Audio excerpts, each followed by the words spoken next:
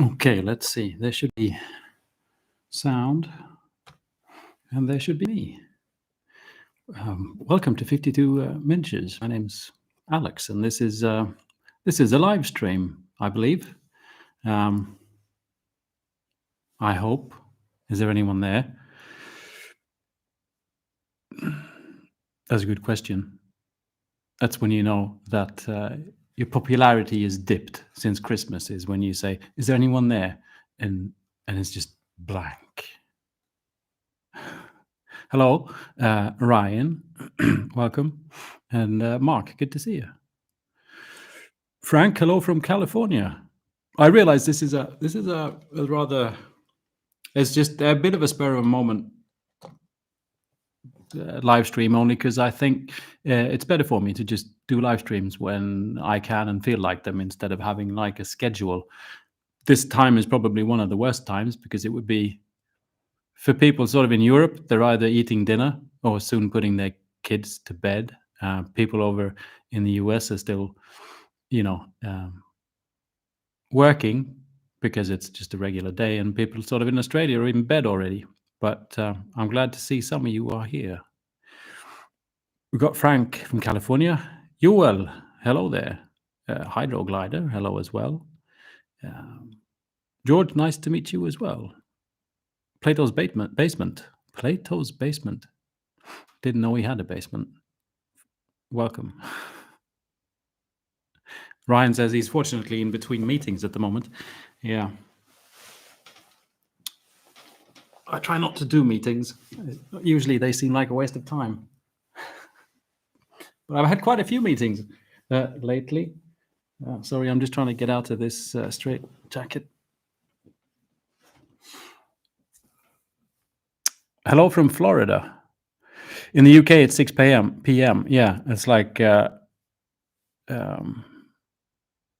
the middle of dinner and stuff. I'm just hoping that people who do war games and miniature painting and all of that are don't abide by normal rules in society and just live weird lives and yeah, like me. Hello, Caffeinated Miniatures. Welcome.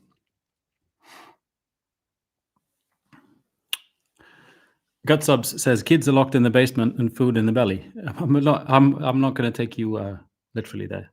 I'm not really locked in, but I'm in a basement as well, so I can sort of feel for your kids there. Jace is working from home.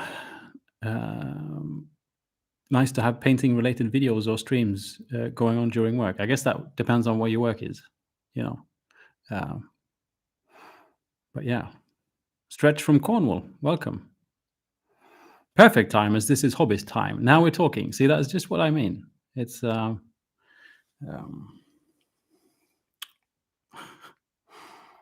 the time is hobby time. Oxford says hello. Hello, Oxford. And Jace from the East Coast of the US. Jamie Mayers, I hope you're doing well. Jamie says, hope everyone's remembering to hit the like button so the algorithm gods makes sure this stream gets noticed. Yeah, that's a good point, Jamie. I appreciate you bringing that up. It's true, though. If you press like, then other people actually see that I'm live, which, yeah, it's a thing. Phil Morris, oh my God, weekday stream. Also working from home. Yes, weekday stream. I haven't streamed for a bit because it's been, holidays and Christmas for those of us that celebrate Christmas. My son definitely celebrates Christmas. And then there was New Year's and stuff like that.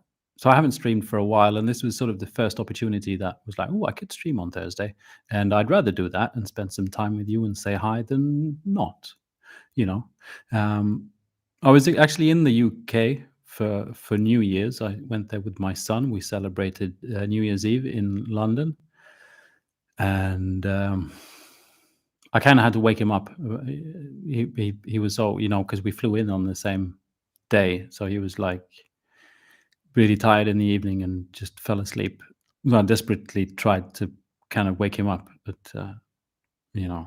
before all the fireworks were gonna, because that was one of the reasons. He was like, "Dad, I really want to see fireworks," and I was like, "Okay," because they don't really do fireworks in Stockholm anymore. Um, and so I said, "Let's go to London and watch fireworks," kind of. So he nearly missed it, but he didn't, which is good.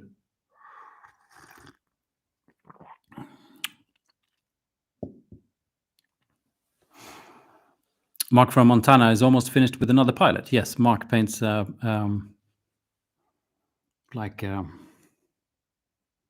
it would be about this size, right, Mark? I always forget the scales because the scales is different from what I know. But like historical miniatures, like airplanes and stuff, which is cool. Caffeinated Miniatures it says he calls his basement the dungeon studio. Yeah, I call mine the bunker. I'm actually trying to just convince people of the fact that it actually is a bunker, and I hope it's working. I want to get. I'm going to paint the walls a bit, get like signs, where it says sort of level 52 and stuff like that. I think would be fun. Hello, Scratch from Finland. And Rusty Beetle, how are you doing? From Louisville, Kentucky. Welcome. Good to see you again. And Mark Flanagan, welcome as well, from Scotland. Yes, while we were in the UK, we didn't actually go all the way to Scotland, but we did go to York to visit the National Railway Museum. And, one of the reasons for that was to see Mallard. And I believe that traveled from London to Scotland. So that was why my brain was, lots of trains to be seen at the National Railway Museum in York.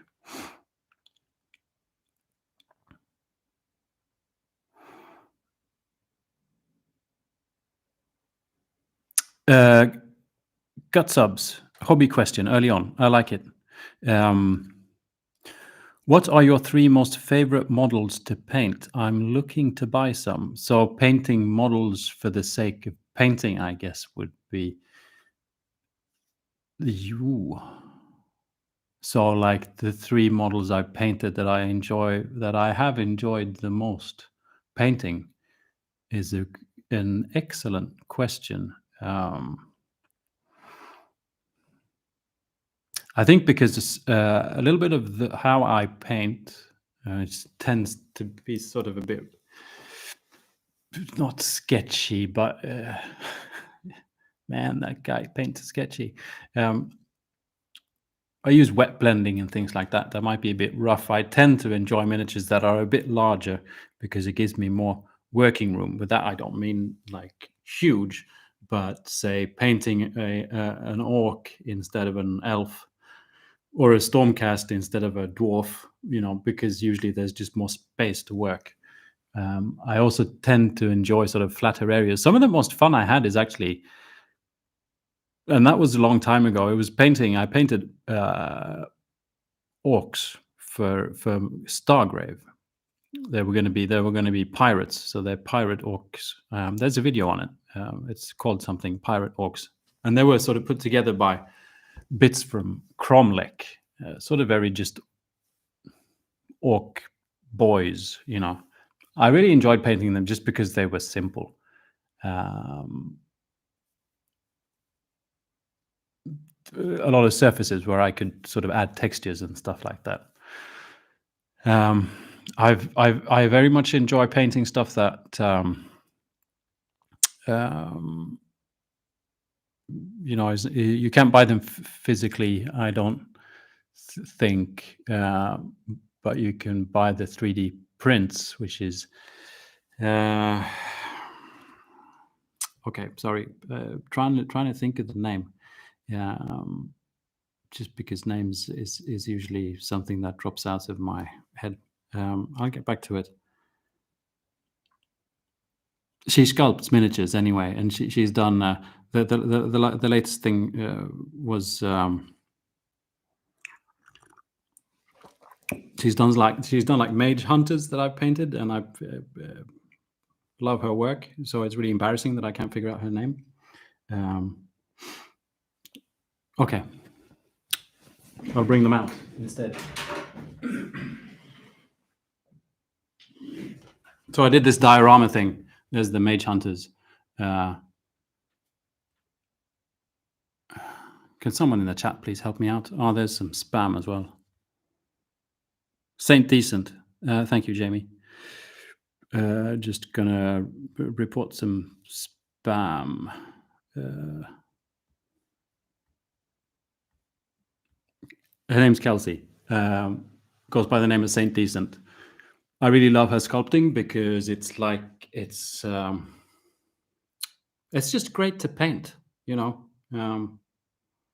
for some reason. It's good stuff. What else? As a blank canvas, I sadly have been enjoying my Space Marines, the beaky ones from the Horus Heresy. There's something about the shapes and as an empty canvas, for some reason really enjoyable to paint.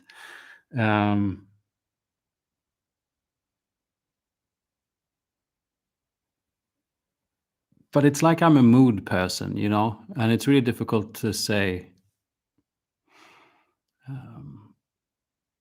Usually I'm in a mood to paint something, and that's what I choose to paint in that moment. So saying what's, this is the most fun I've had is because I've probably picked the project that suits my mood at the time and not so much, and so that changes.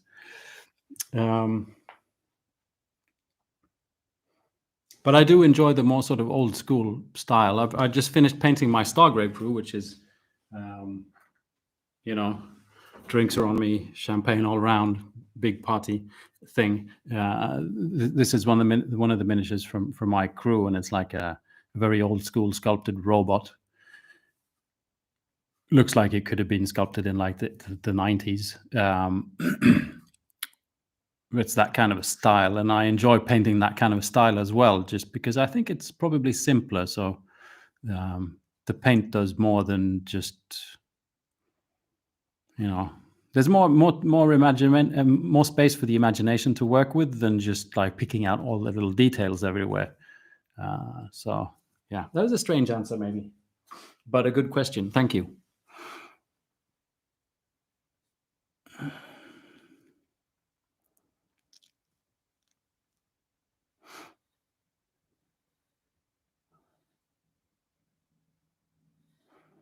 Just trying to find my way in the chat.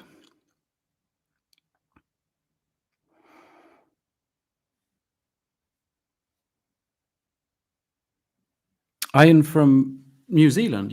Friday morning. See, the whole time is a strange thing, but it would be in the morning in New Zealand, wouldn't it? Good to have you.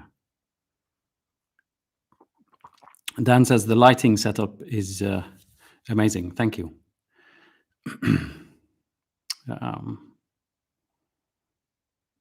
Try and imagine myself in the cockpit of some kind of a spaceship, a well-lit spaceship.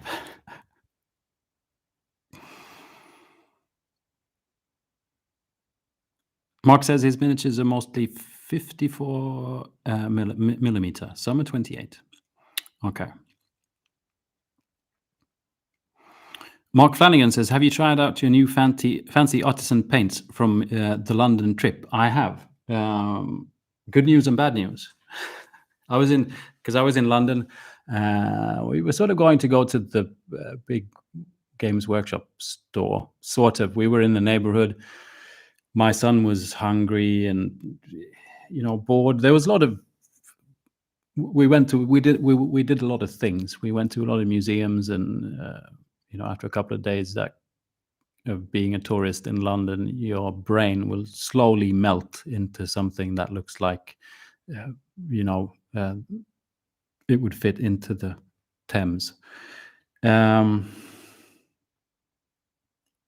And I was kind of thinking, what am I going to do with the big Games Workshop store? All the things they sell, I can buy it at my local friendly game store here, kinda. And I don't really need to buy anything from Games Workshop, and I don't really like their paints, and you know. And then I got a tip from a patron who said you should really go to this art store. I'm trying to figure out what the name of it was. I know I've got it on a. Give me a second.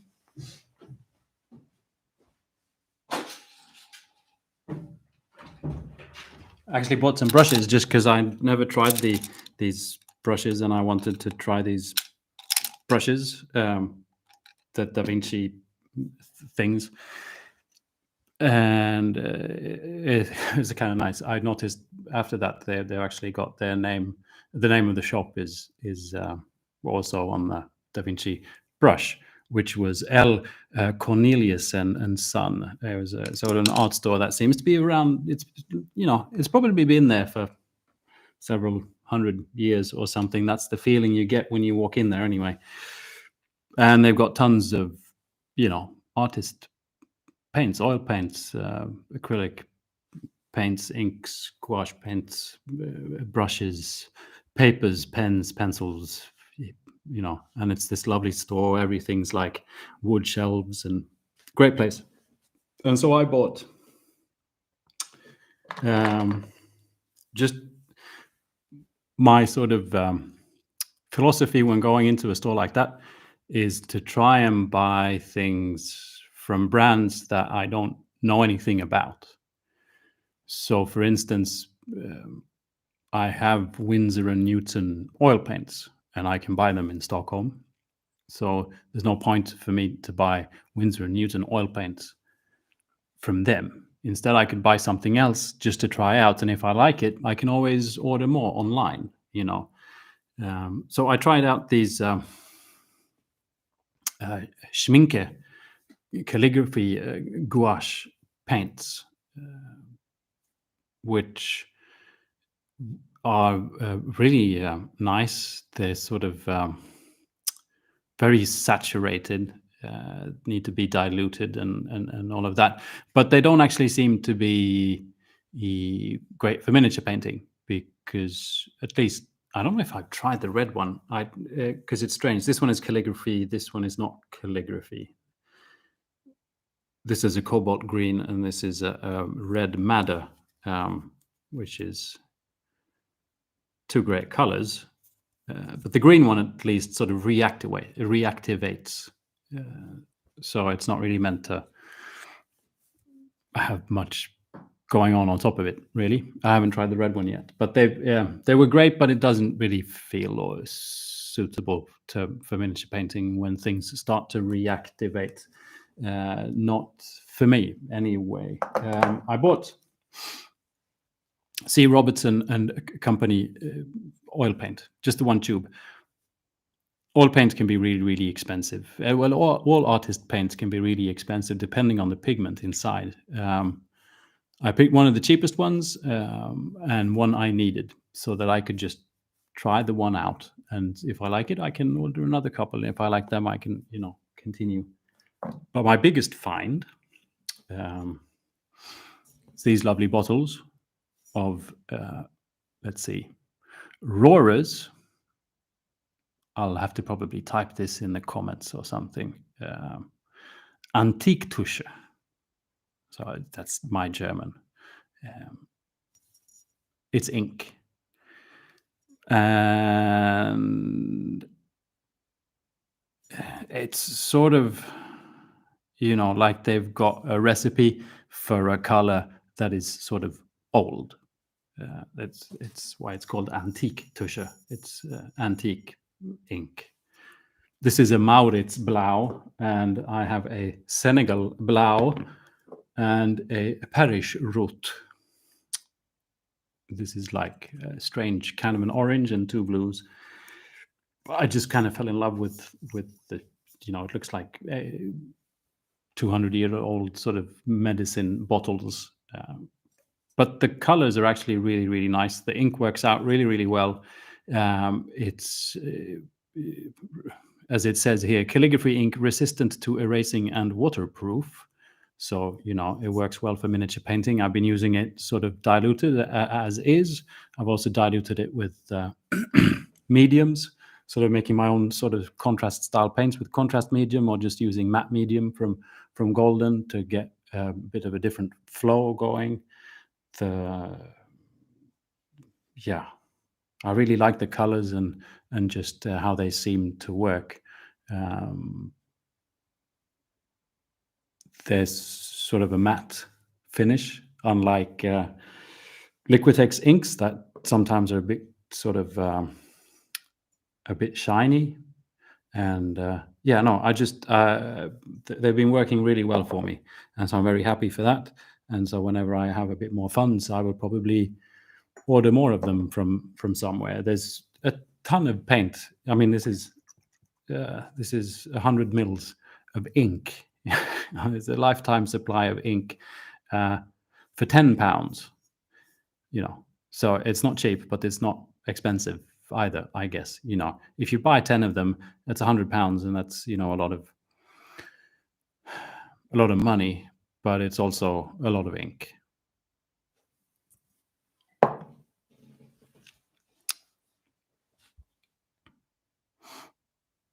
JCB, afternoon from the US. Afternoon to you as well. Hope everything is well. It is well, actually. I'm feeling well. Apart from the fact that I've done something to my knee, which means I can't really do much work, which is a bit of a shame. Like proper sort of film and photography work is on pause, and I'm supposedly eating strange pills, but don't tell anyone.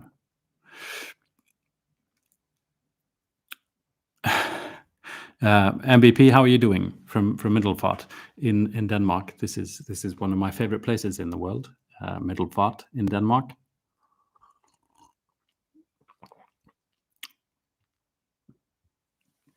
Mark Flanagan, the Flying Scotsman, the nickname of the train. Yeah, the Flying Scotsman was the green one, which looks more like a traditional sort of locomotive. But there was also a Malade, which looks like really futuristic, like it's a spaceship kind of. And I think they went the same express stretch between London and Glasgow or something. We're talking about steam locomotives here. And yes, Mark, Middelfart is a real place in Denmark.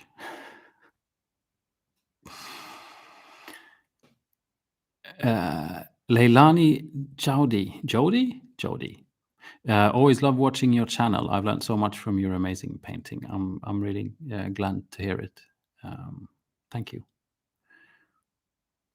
I've had a bit of a hard time painting recently. The next video is going to be about that, but also how I solved the problem. And so now I'm stoked about painting.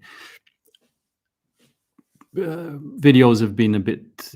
There should already have been a video, but there's been. I was going to do a sponsored video with some miniatures in it, and the miniatures kind of disappeared and have reappeared, but have not yet reached me, and so they're pretty much more than a month late. And I've just been pushing that deadline all the time, trying to do bits and pieces of other things, finally realizing that no, I just have to make another video, and then it's just late. But there's tons of things in the pipeline.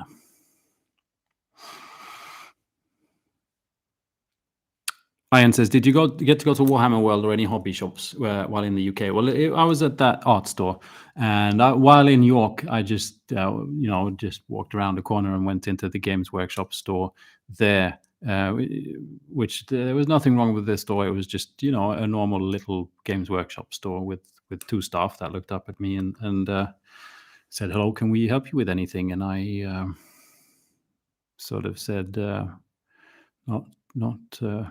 not really. I'm just looking. And then I looked and I walked out.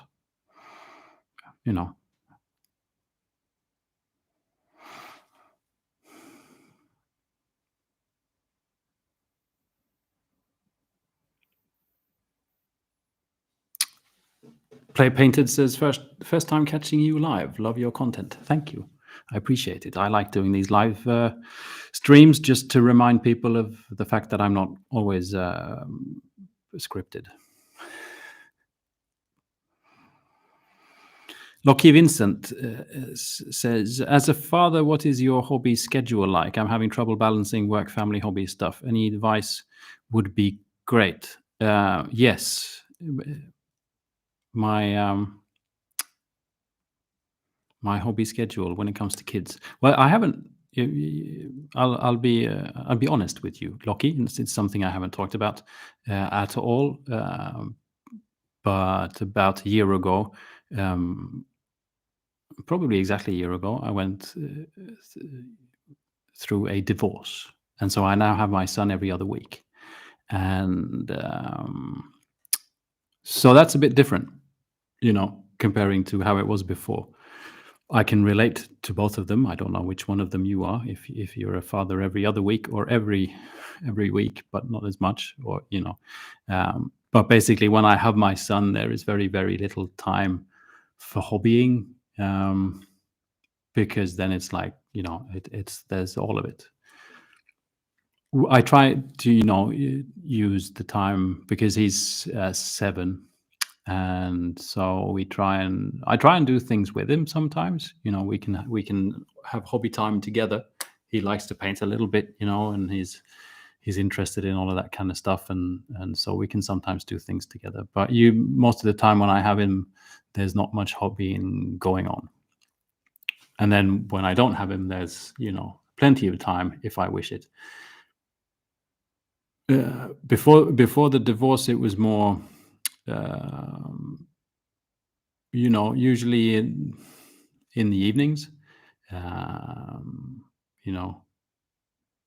sometimes for not more than 20 minutes, and sometimes longer. It's, an hour here or there during a weekend.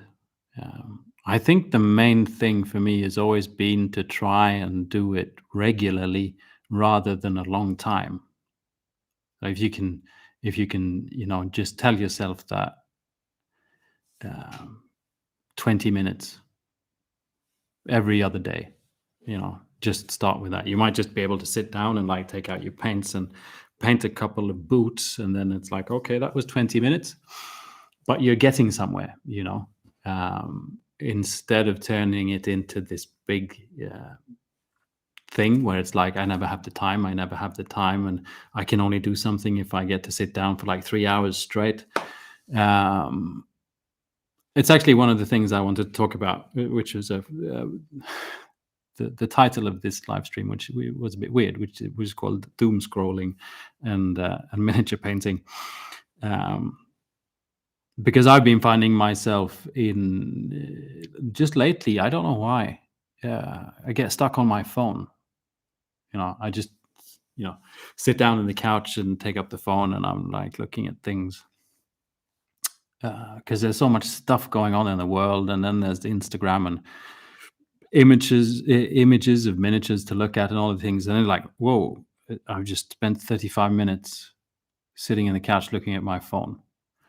35 minutes if you're painting miniatures is not a ton of time, but if you do that if you spend 35 minutes painting miniatures every other day for a couple of weeks, that's, you can get a couple of miniatures done in that time. And that's been one of the things, I don't watch television. I paint minis instead. I don't play computer games. I paint minis instead. And that's definitely been a thing with family and kids and stuff like that. It does become a matter of priority. And if you're going to play the computer games and watch the television and meet up with your friends often, no, I don't mean that. It's like if you want to paint miniatures, don't have friends. That's not what I meant. But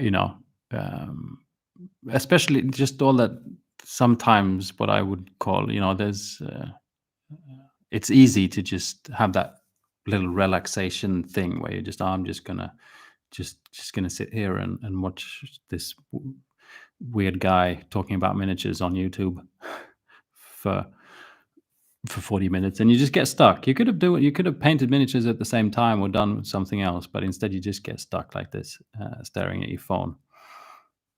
And I think all that time adds up. It was a strange answer, Lucky Vincent. But trying to share, like, to get hobby time in with family and stuff like that, one is to try and share, either with your kids or your spouse, like to try and do something together. Secondly is just try to use the time that maybe is wasted on other things, even if it's just a really short snippet of time. Because if you get into it, you'll be like, I'm still getting to do my hobby. It's not tons of time, but I'm getting to do it. It's when you don't get to do your hobby when you can start getting like depressed about your hobby.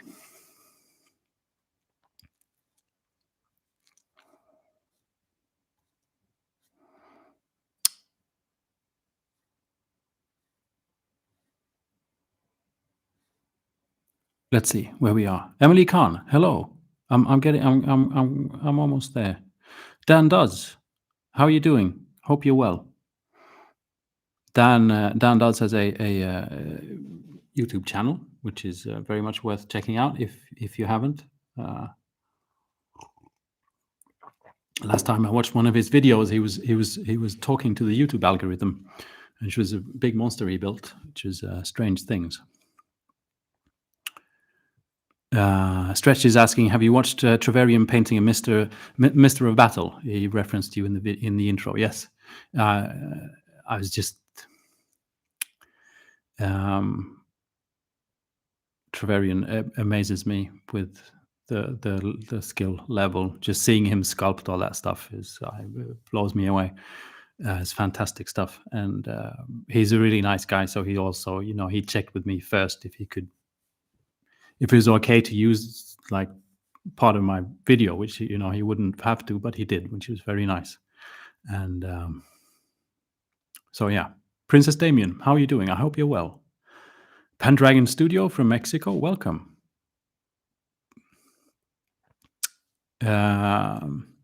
Emily Khan says, do you think maybe using acrylic medium to dilute the watercolors would serve as a binder against reactivation? I actually tried, Emily. I did. I used a matte medium, and I needed to sort of use too much of it for it to work. With this one, I don't know what you never know really what they put into paint and what. I don't really know what gouache paint is like. What's the difference between gouache paint and acrylic artist paint? I've never really bothered to figure out either. It's kind of fun just buying the old tube of paint every now and again and just see if it works. There's always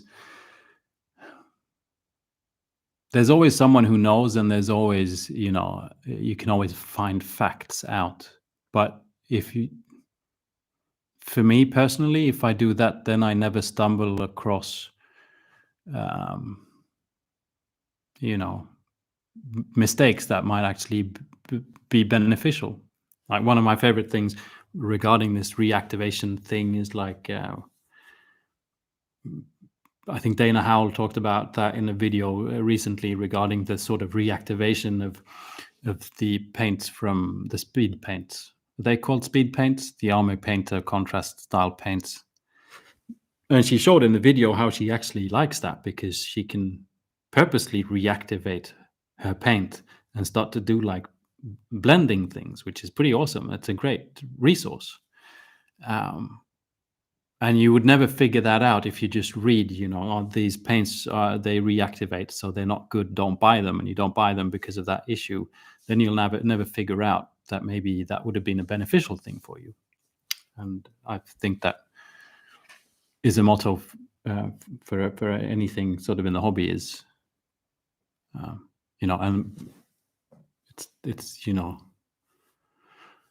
not tons of money. It's just a tube of paint.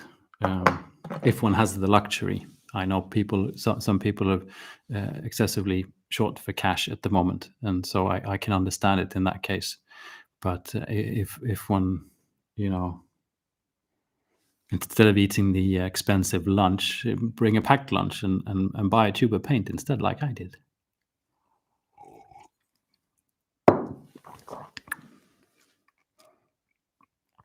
Princess Damien says varnish is your friend to stop reactivation. Yes, this is quite true. Peachy Pixel, hello. Tabletop Alchemy says appropriate hobbyist, buy the stuff because the bottles are cool. Yeah, I mean that was what attracted me to them, and I just saw them standing like this, and there was no, because in the rest of the store every single paint you can buy is, you know, painted out on some strip of the thing somewhere, so you can actually see what the paint looks like. And there wasn't one for this, so I asked, and they eventually found it. And then I just saw the shades and the colors, and I was like, yeah, I like it. For some reason, I got 2 of the blue ones because I seem to like blue. El Gossolini asks, how do you use the inks? As a wash? Depends. I've been using these sort of, a little bit of what I did was this is sort of like a wash, but only in specific places. So maybe if I paint something with like a middle blue, and which is maybe not so saturated, so like a gray blue, and I would use this with some, maybe a bit of a medium in it, just to make the texture a little bit different and dilute it a little bit, and just paint a little bit. One could maybe say glaze even, but just paint a little of it in the shaded areas. So not cover everything. And then after that, maybe highlight the other end so that there's like gray in the middle, blue in the shadows, and maybe a warmer gray in the highlights. But I've also just used them through the airbrush. One of them, I think I used through the airbrush. There is another one somewhere, but I'm keeping it a secret because I might want to make a video on that pigment. But I really liked using that one on skin, sort of just to add like a bit of a shaded skin tone. So more like glazing it in, and then I didn't use any medium at all, I think. But yeah, and I shot some through the airbrush just as a filter. These are not all like most inks are sort of transparent. These are sort of transparent-ish, not completely transparent. But they're also different. I don't know if you can see from there, like this has got the sign of transparency, whereas this one has got the sign of sort of semi-transparency. But mainly, it's the colors that I like. Yeah.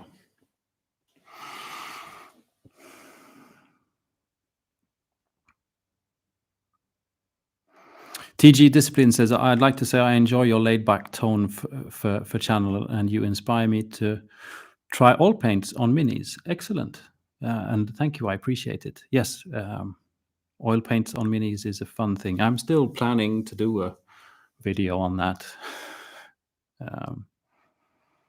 Go through the different ways of using oil paints on miniatures to the extent of my knowledge. There's other people around that are more knowledgeable. But I really enjoy it, and I keep using it, and I keep coming back to it. And I think it's just a lot of fun, honestly. Zach Marsh says, you mentioned Stargrave. Have you played any games? Would you recommend it, or any other skirmish type games? I have played Stargrave, and I would recommend it. I think there's obviously tons of games around, and I think the more games I get introduced to, the more reasons I find to play different type of games. I think. Sorry, I just needed some water. I think when I started out, I'm no gaming expert. I don't play tons of games. I could never have a channel that talks about rules and that kind of stuff. I play for fun and not very often. But I used to think that sort of games would be relatively similar. And in a way they are, because you have miniatures and usually you either have a war game and, one army is supposed to kill the other army or grab some objectives or whatever, or you have like 10 guys or girls that are supposed to kill the other 10 guys or girls or maybe grab some objectives. Like, it's not hugely different of what goes on. There's usually someone who's strong, and there's usually someone who shoots well, and there's usually someone who does magic, and there's always dice involved. And so I thought, I could just pick one and just play that, and maybe the rest is more like the setting or the type of miniatures and stuff like that. And the more I've been introduced to other games, the more I realize how different they actually are. And for me, Stargrave is maybe a game to be played definitely more sort of story driven if you want to. If you have a setting and a story, you can even have characters. You can put a bit of narrative into it. And it's also, because of how it's played with the dice, it's maybe a bit more, as you'd say, swingy. So, all of a sudden it's like, oh dear, everyone just died. Oh, well, which is not maybe something you'd be looking for if you're into really hardcore competition style stuff. But if you're into like, wow, that flamethrower just kapow, that can be rather fun, just for the enjoyment of it. And for me, Stargrave is more in that sort of category. And by now they've really pushed out a lot of expansions, more missions, more types of crew, and all of this and that. So there's a pretty good foundation. If you get into it, there's a lot of things to play. I guess the only thing that I feel is a little bit missing in Stargrave would be some, just because maybe the game isn't really designed for it in the beginning, is cooperative play. I think that's a thing that is probably maybe growing a bit more and more, and something that can be fun, especially we were talking a bit more earlier about having family, or if you want to play with someone in your family that maybe isn't very good at losing because they're a little kid. Or if you just want to introduce someone to a game and you don't want to like have to wipe them out, or it's also a bit more of the fun and enjoyment thing, is maybe sitting down and playing a game together against like an AI opponent. There's not tons of that in Stargrave, but you can be 1 to 4 players, I think, at least. And yeah, I definitely recommend Stargrave. I've had fun playing it, and I think my crew have been completely wiped every time I've played it, because I'm not very good at these things. But yes, and it's not in terms of war games, it's not super difficult. If you've never played a tabletop war game and you start with Stargrave, you'll be like, what's going on, And in that case, it's good to watch sort of battle reports and try and get a grip, just because they're not simple, but it's one of the simpler ones.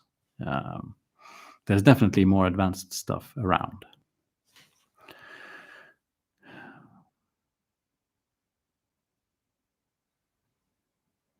Hello, Michael Strange. How are you doing? I'm probably a bit behind in the chat, but welcome. And Eugene as well. Eugene says, I wanted to add to the gouache discussion. There are different kinds of gouache. Acrylic gouache does not reactivate, while regular will. Yeah. I'm because I have another. I have a Winsor and Newton gouache, a few Winsor and Newton gouache paints, and they don't reactivate. Whereas I know this one did, and I don't think I've tried this one. And this one's actually called calligraphy gouache. So contains biological products, may produce an allergic reaction. Okay, it doesn't actually. It'd be nice if they actually said what's in there more than. I mean, they say what pigment is in there, but not what the rest of the paint is. Yeah.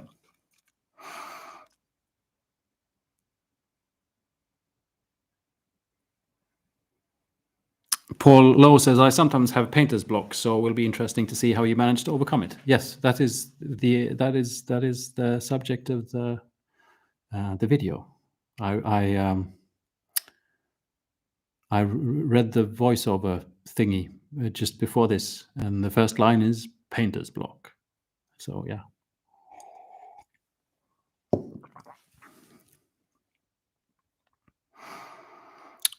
Happy Boom, how are you doing? Any suggestions?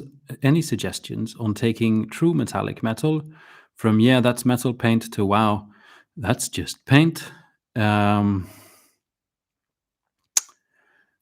Shadows, highlights, and different color tints.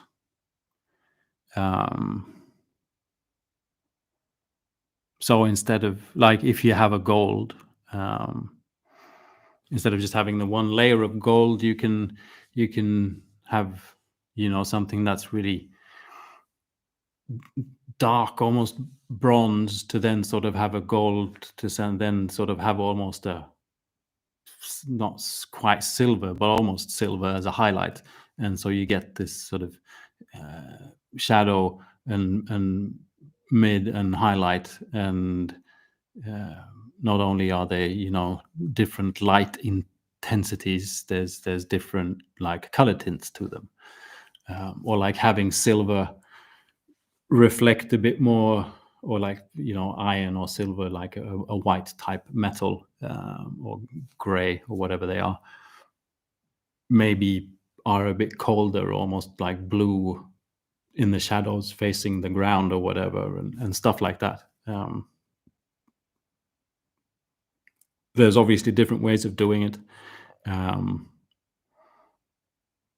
either having different metallic paints, like having a dark copper, dark brass, and then a gold, and then a silver for the gold. Or you can if you just have if you're doing a silver, you can paint on silver, and then you can wash on top of that with like an ink or a contrast paint or something like that, and then go back in again and highlight, and yeah, I think they call it volume, and color tints.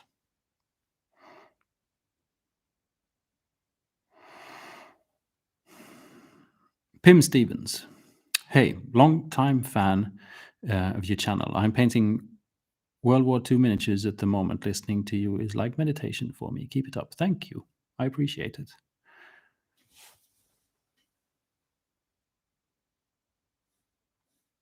Oh, my chat is jumping about. Hello, Jamie. I can see you somewhere around there.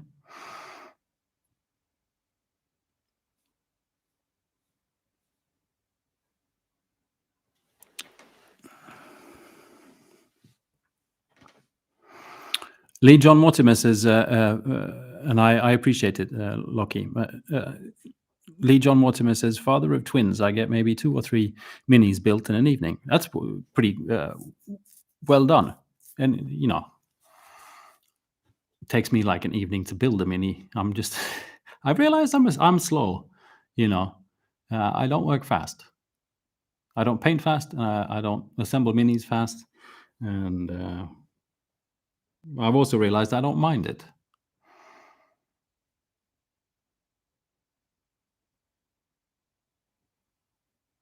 Marcus Stratus, how are you doing? Good morning.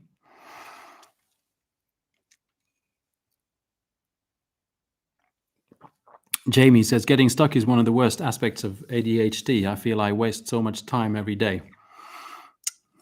Yeah. I don't have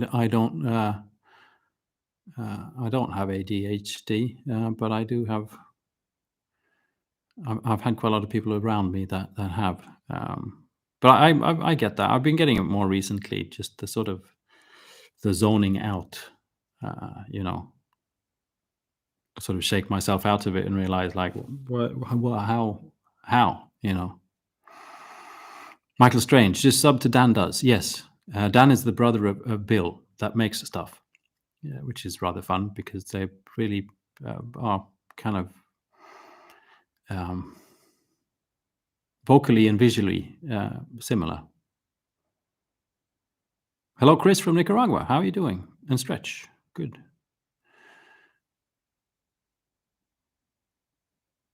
Peachy says eons of battle also appreciate the reactivation of AP speed paints.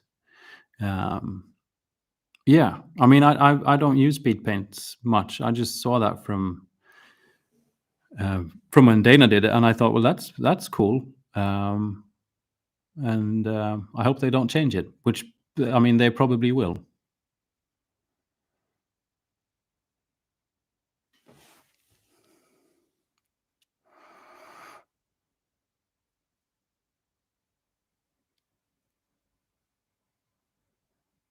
Hello, Clyde Dashing. I hope you're well.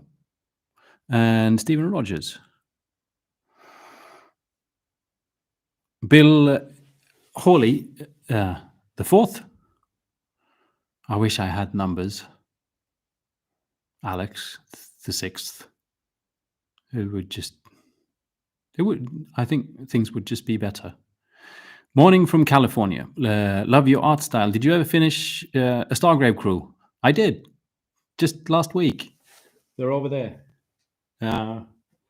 They need another one final layer of varnish. They're all metal miniatures, so I try and varnish the living bejeebus out of them before putting them on the table. And it's taken me 2 years almost, I think. I was checking when I ordered, like, the order receipt for some of those miniatures, because I ordered some of them online, and I was almost 2 years ago, which is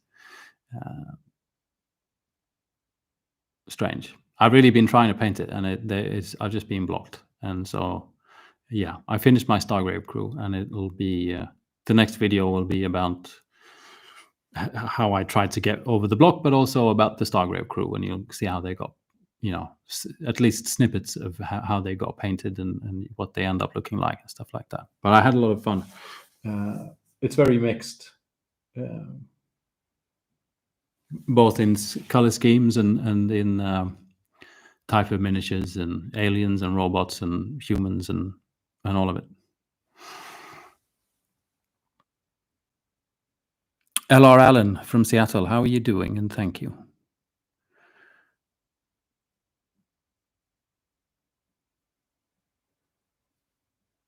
Tom says, I finished my terrain of rubbish. Yeah, that's a fun thing, making terrain out of rubbish. I played a couple of turns of 5 parsecs from home. Cool. I'm actually trying to, you know, sometimes with live streams, you've got no idea how many people show up and how much or little they have to say. So I prepared some things to do in case I wouldn't have anything to talk about, because I've still got. I'm going to try and finish things, I think. So I've finished my Stargrave crew. I'm working on finishing my second Stormcast army, and I want to finish off all my MDF terrain. All of those have been things that I've been just slowly pushing along for almost 2 years, and it's about time to get them done. I have these wonderful walls that this was a fun thing, because these are from Brutal Cities. There's a gentleman called Ryan that I was very inspired by his buildings and made a video about it and stuff like that, all MDF. And while we were chatting away, one of the things I talked about was, like, you should you don't have any walls, Ryan. I want walls on my table. Why don't you have any walls? And he said, I can make you some walls. These are actually now a product on, you can actually buy them. But initially he sort of, feels like, at least, kind of designed them for me, which was sweet. And it's cool. There's like, there's regular walls. And I guess if you want to, you can, because these are 2 sheets of MDF. So if you'd want to just have blank walls and paint them that way, that's fine.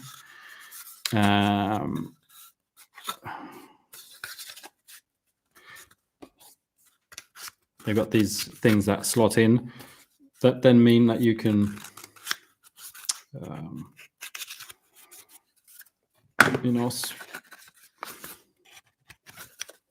snap them together like that if you want angles that actually, you get it. There's also different styles of these kind of things that you can put on. There's some with a bit of an angle if they're actually going to be at an angle, but there's also straight ones like this for straight walls. There's walls like this that have, in theory, supposed to have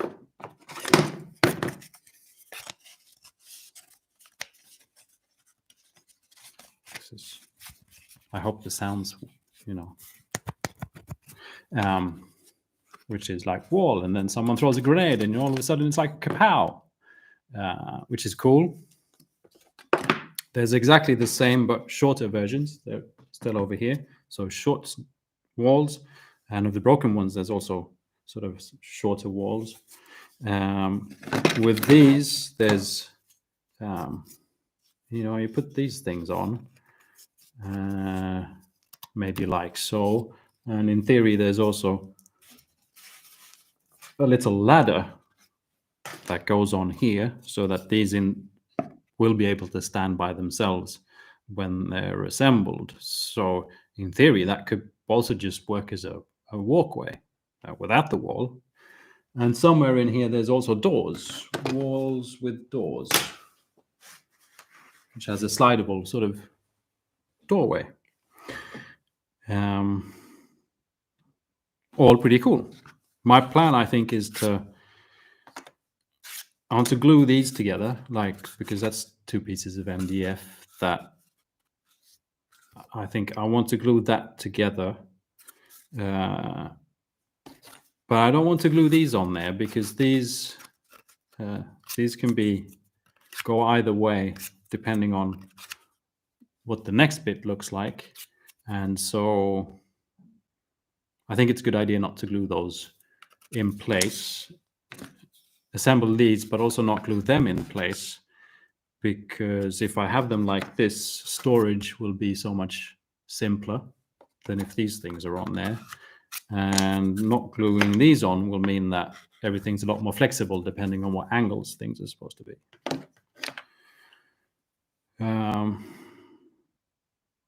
Pretty cool, simple wall solution that, yeah. He's a smart guy, Ryan.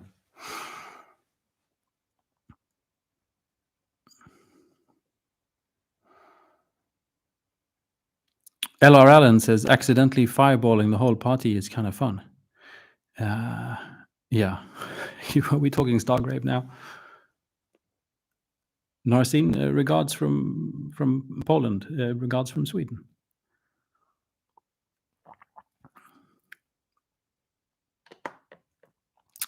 Tabletop alchemy is having cheers with Jamie, which is good.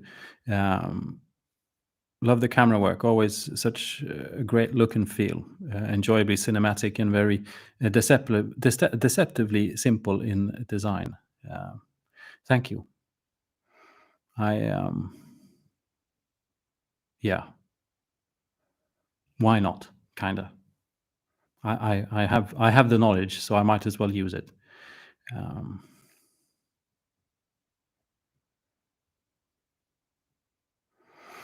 Mark from Montana asks, can you recommend a good compact travel hobby light? Is there such a thing? Would be handy when I'm on a road trip, which I'll be at the end of next week.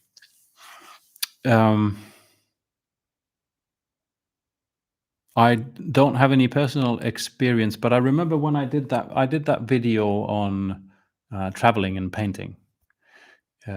So one thing was actually using a headlamp, where Marcus Stratus had a good recommendation for a brand of headlamp that was actually. I've even seen him use it in one of the Discord chats. By the way, if you want to support this channel, you can join the Patreon, which is kind of what keeps things ticking at the moment, especially now that my knee's bugging. But anyway, when you join the Patreon, you get access to the 52 Miniatures Discord, which is where all the secrets are shared and the people are nice.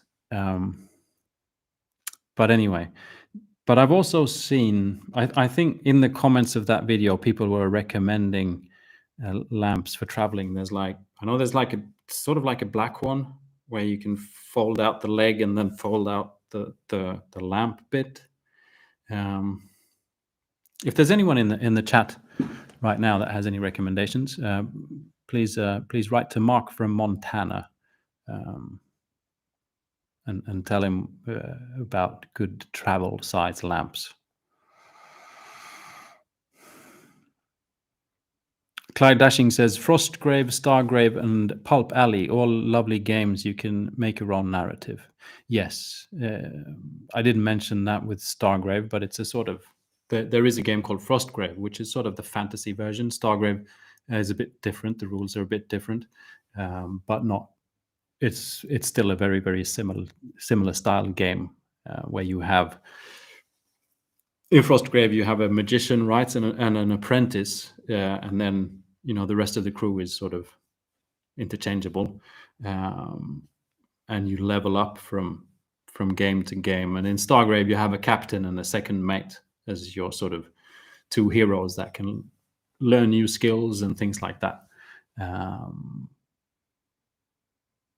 So you can definitely have a narrative going.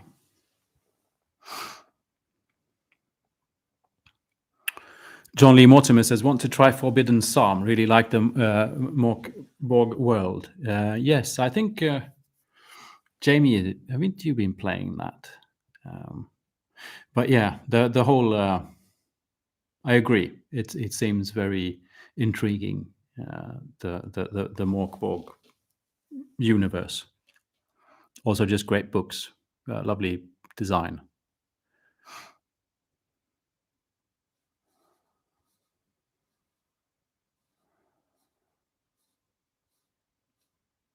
Trying to find my way back because my chat just jumped.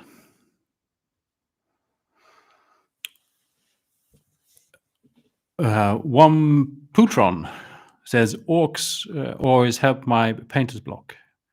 I have so many of them, but also I know exactly how I like them, and the models are also fun. Yes. Or any green skin kind of is good for that, honestly, just because they are fun. I think goblins and squigs fall into that category as well, even though they're not usually green. But there's something with the fun, like a fun sculpt, a fun miniature, like a classic fun orc. I don't really know if I get the same vibe from like a modern Games Workshop. They're not Uruks. What are they? Brutes, with iron jaws. Lovely miniatures, but like having an old school orc boy kind of a thing is just it's just fun. And yeah, I agree. I mean that's one of the things with Painter's Block. It's when things aren't fun anymore, and we're uninspired, and when you can't see the miniature paint. You don't know how you know. You just that thing is just never going to get painted. Then it's not no. And orcs, for some reason, you can just see them painted. Plato's Basement. How do you go about scripting a YouTube video? I'm starting to write out some video ideas and topics, but I can't find the right balance between scripting and actually starting to make a video. Um,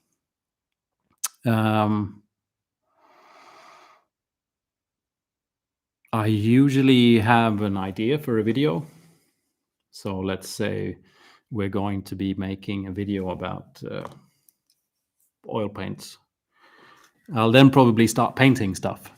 Actually doing the practical bit first, the actual painting. And if that's like painting one miniature, or we're going to try 5 different oil painting techniques or whatever it is, but I'll film all of that until the miniatures are done. Like I just finished painting my Stargrave crew of 9 miniatures, which is supposed to be 10, but yeah. And so I'll do that first, because all that time I spend painting is time I can also think about what I should be saying in the video. And later on, when I actually write the script of what I'll be saying, then I need to have done the painting first, because I might have done something. I might, while I paint, I might discover something. I might go, wow, this is a great technique, and I want to talk about that. But if I write the script first, then I don't know what I'll discover while I'm painting, or if something doesn't work out, and you're like, okay, maybe scratch that idea and not put it in the video, then I know that if I paint first. Then I write a script, which my scripts nowadays are very, I can actually use the file,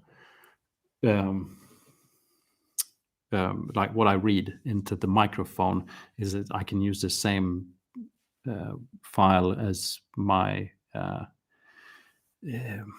subtitle file.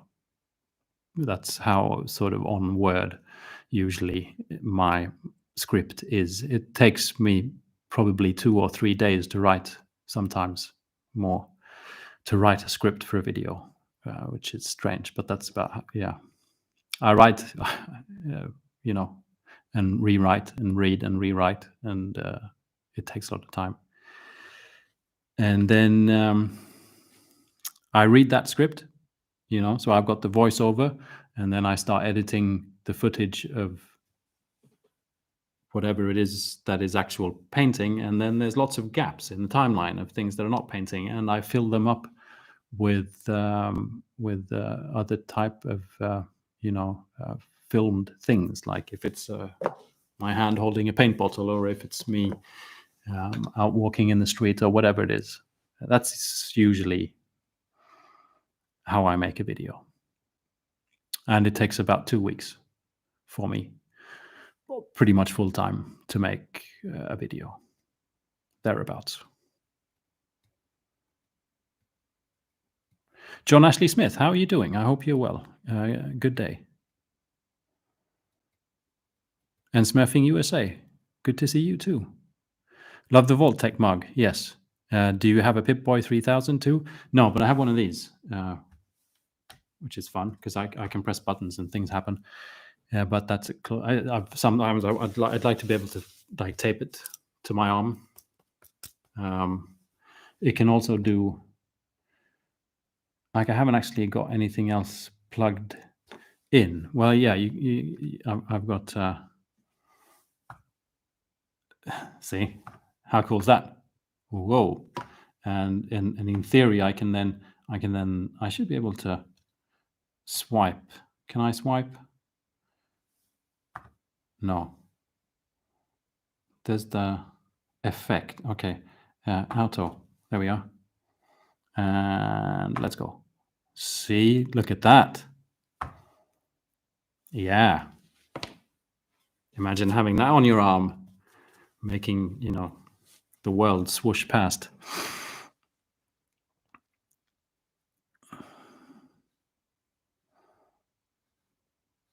Hello, the end. I hope you're well. John Ashley Smith says he's been working on finishing a bunch of projects. Actually finished 20 miniatures since the start of New Year. That's good work. Pleased with my progress towards the yearly goal of at least 100 miniatures. That's a lot of miniatures, John Ashley Smith. I've painted 9 so far this year, and I'm very pleased with that.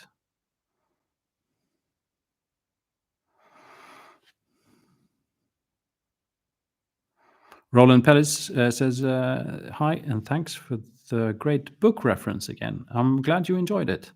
It's always the I need to brace myself when releasing those videos, because it'll be like, this is going to be the worst performing video of the year, and I will lose subscribers and, all of this stuff.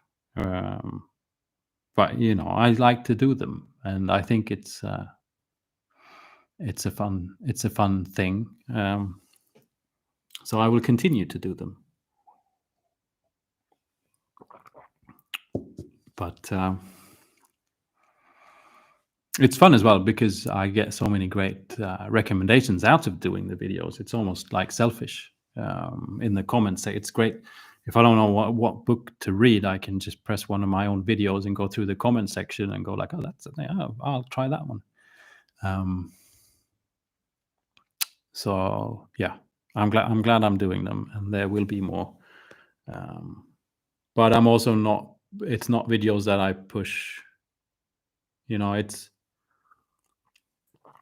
when in sort of I have a thing of turning every single hobby of mine into a profession, and it always starts with sort of an innocent little, I'll just do a book recommendation video, and then all of a sudden I realize where I'm purposely not maybe reading a series of books, because I know, I can't read 3 books out of the same series, because I can only recommend one of them, and the time it'll take to read the 3 books, I could have read 2 other books, and maybe one of them would have been good to read, so I can put in the recommendation video, yada yada.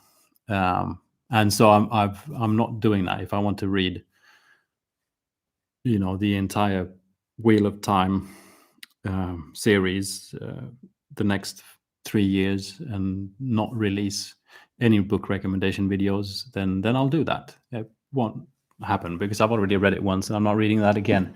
But I think you see what I mean.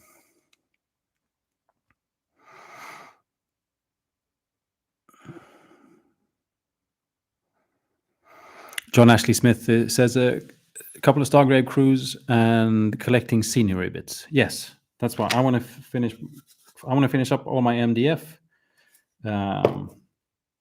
because I also want to make other scenery, like just some hills or a little forest or whatever. But I need to get through this MDF first. I've also been trying to sort of print some things.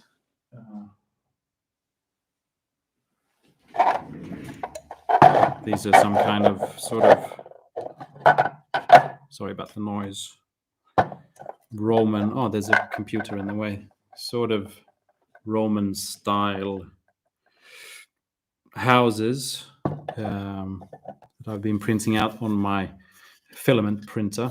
There's an Anycubic Viper over there, which I've realized I can't be bothered figuring out the settings for. There's filament printing is great, because it's just the sturdiness of this, and you can print big things and it's not expensive. Oh look, there's a but the multitude of different settings on a filament printer is just silly. If someone could just, like, instead of releasing printer after printer after printer and all these different colored filaments and all these things, if they could just sit down and think and go like, here's a printer that will print excellently. It'll be great. You just press print. Because like my resin printer, I got the printer. I adjusted things. It took about a week. I I'm still using the same type of resin. I haven't changed anything. It prints great. It's fantastic. There's never any issues. It just goes. Everything looks absolutely fantastic. This I've never ever managed to get things to look fantastic. Um,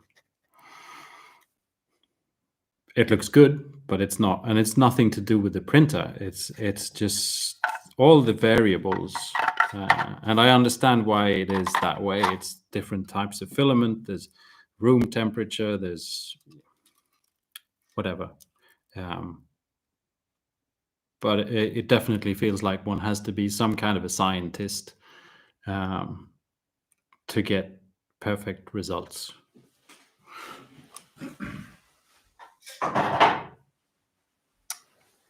But anyway, I'm looking forward to having a mix of things like MDF terrain, 3D printed terrain, little whatevers.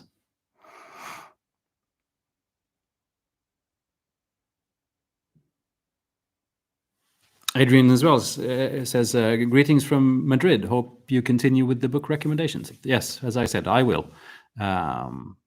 Definitely. Hello from Yorkshire. Pat, I was just in York. I hope York is in Yorkshire. Sounds logical.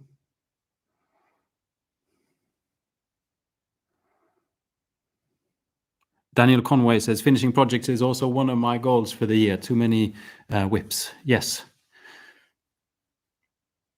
I'm definitely going to finish projects, I hope.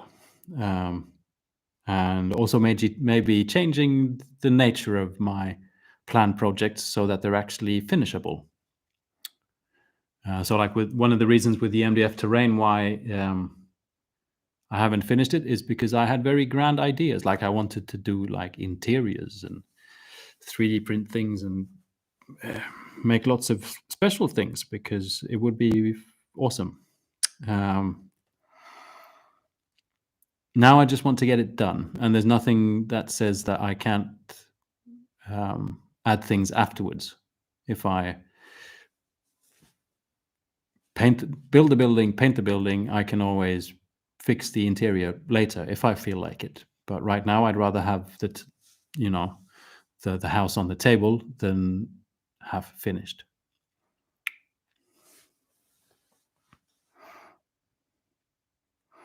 Hello, sis Courtney. I hope you're well.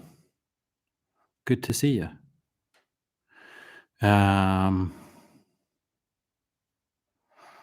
You're welcome, Happy Boom. I hope that helps.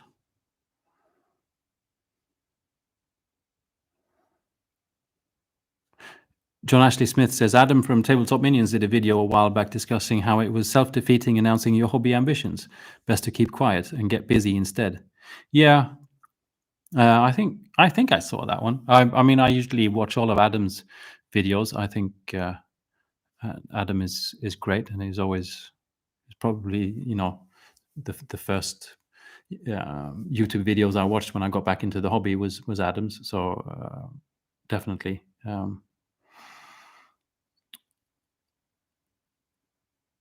I think it's just different for different folks of what works or doesn't work. I think my major thing is having too many projects. Not the issue is not announcing them or not announcing them. It's the fact that it's them and not it.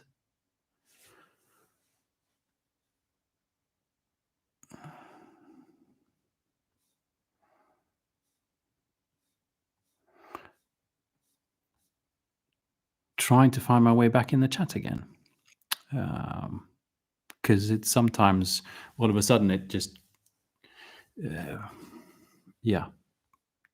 jumps around, and it's very difficult to find the way back to where I was. Sis Courtney says, keep quiet and get busy is seriously the best way to do things.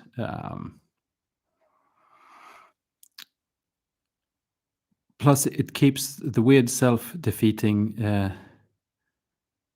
pressure off yourself. Deprecating. That's a word I don't know. I mean, one of the things I had the Doomscrolling title again in this live stream thing. I've lately started to realize I pay. This is going to be a bit of a catch-22 moment, and also a there's no real logic behind it. But I'm starting to think that I'm not benefiting from the overindulgence maybe in hobby content. So both things on YouTube and Instagram. There's like for me, there seems to be a fine line between sort of inspiration and just spending too much time just looking at stuff instead of actually doing it myself. Especially because I can't, and sometimes the nature of the content as well, which is even more, which is even stranger because I am someone who makes content.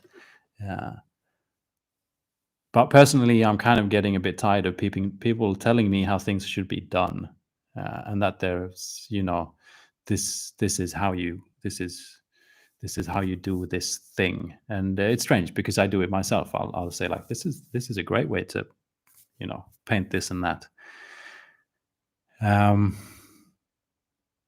But it doesn't inspire me anymore, really. What inspires me now when I paint is rather stepping away from any sort of other, stepping away from hobby things, I do enjoy sort of live chats. That's sort of one of the things that live streams can be nice while hobbying.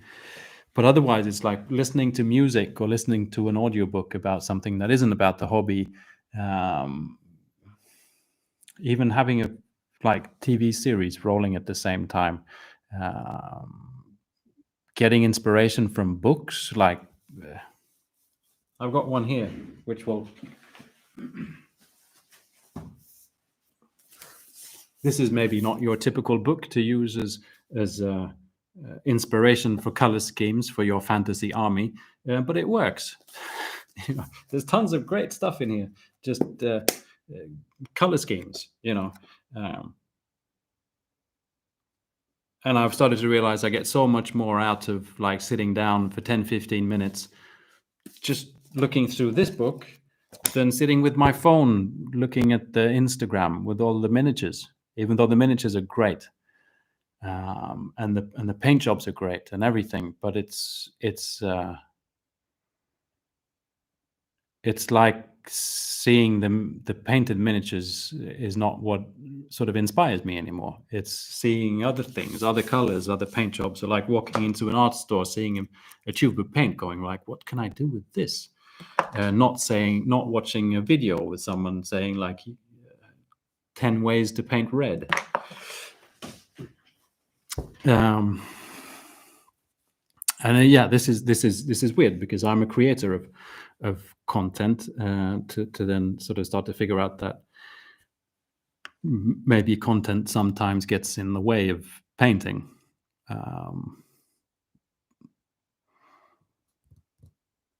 But that's, I guess, just the way it is. I don't know why I was saying all this, but I think it had to do with keep quiet and get busy.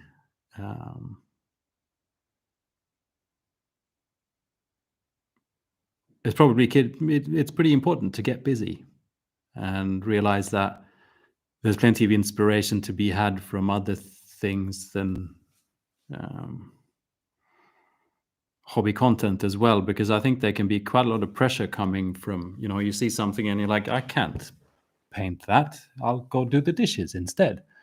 Because obviously there's tons of people about that just are great at painting things and I'm not, or whatever. Or, oh, look, someone's already painted that scheme. I was going to paint, I wanted to do purple space marines. Whoops. But someone else has already done purple space marines, so I don't want to do purple space marines anymore. if you wouldn't have seen the purple Space Marines on Instagram, then you would have painted, Yeah. Okay. I'm just going to scroll in the chat a bit. Rufus says Midwinter Minis did a Travel Light recommendation video. That's a good tip.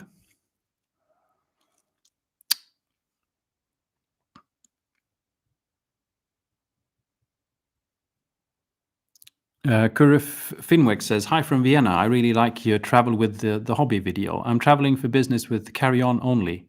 So packing only 5 paints will be a serious challenge. Yeah, and then you need to put them in one of those little Ziploc bags as well. It's a good way of like identification in the airport though, because I'm guessing you have to take your little bottles of paint and put them in the Ziploc bag, and you have to put them on the thing that goes through the X-ray machine. And then, if there will be another miniature painter there, they'll be like, and then probably say something to you, hopefully, and you can have coffee and you can start talking about miniature painting. That would be my dream scenario anyway. If I saw someone with miniature paints in one of those little plastic bags, I'd definitely go up and say hi. That's for sure.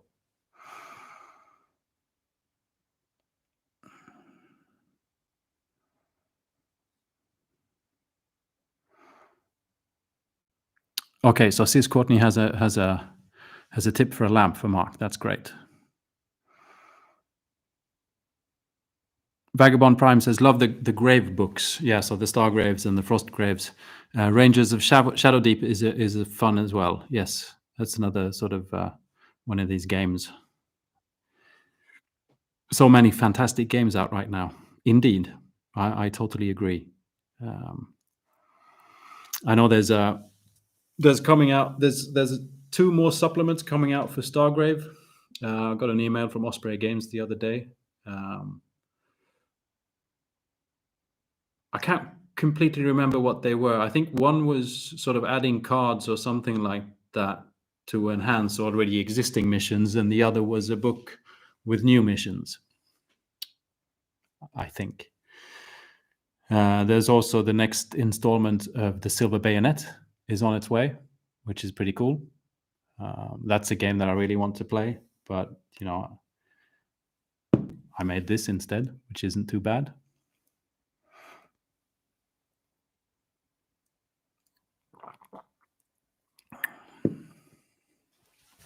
John Ashley Smith says, I'm trying to put together a travel painting kit for a trip up north this summer. In the past, I've tried this and always ended up overdoing it, trying to cover every eventuality. Yeah, I felt like I was in between. I didn't have tons of things. Like everything fitted into a box about this size, but I could easily have halved that. But it is an equation of like, am I going to paint 1 mini and finish it? Well, then you might need a lot of paints. Or am I going to have 5 minutes and just paint, the leather and the armor? Then I just need like 3 paints, but more minis, and finding the equation. But I like the idea of you bringing stuff with you. Hello, Xero0083. And I read Conde says, I'm USB rechargeable, that would be handy, but it was about the lamp.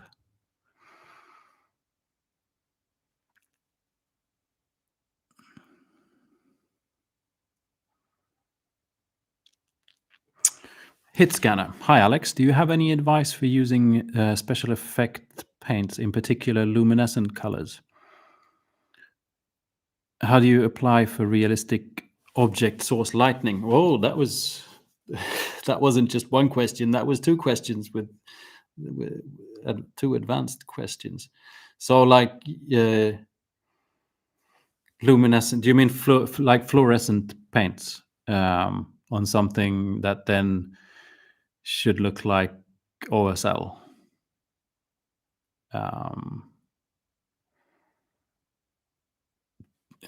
If you like with fluorescent paints, I guess there's like 2. I'm going to make some stuff up here, but I think it's true. Something that works really well with fluorescent paint is having, say, if you have a magenta or a pink, something like that, and you paint it with regular paints. Like if you have a street sign and you're doing some kind of OSL thing, and say there's a lamp here that's been, so there's like, this is a bit more blue, and then there's like a really dark, maybe a purple, and then a dark sort of magenta, and it's sort of in the middle, it's like a bright pink. So you have that sort of OSL effect of this sign on the actual sign where it's the pinkest. You do all that with regular paints, and then where you have the absolute most pink, that's where you put your fluorescent pink, and your pink will become even more pink. It'll become super pink, and that's a very effective way of using like fluorescent paints. Or if you paint something yellow and you just want that, just the edge of the yellow to be like really, really yellow, you can use a fluorescent yellow. That works really well, but that's sort of using the nature of the paint, because it reflects light. That's when when you shine a UV light on a fluorescent paint, usually it shines. But there's UV light in daylight that comes through the window as well, so that will also make that shine just a little bit. Not like glowing like from a UV light, but it'll react with something in the paint, and it'll just look more intense. So that's a way of using like fluorescent paints, just to enhance. You're enhancing what you've already done with your regular paints. Where am I going with this? That was that. Maybe that was the answer. Was that the answer? That's like the only way I've used fluorescent paints mainly. Then you can use it. Some people use fluorescent paints so that when you actually have a UV light on, things look really cool. Like it's only,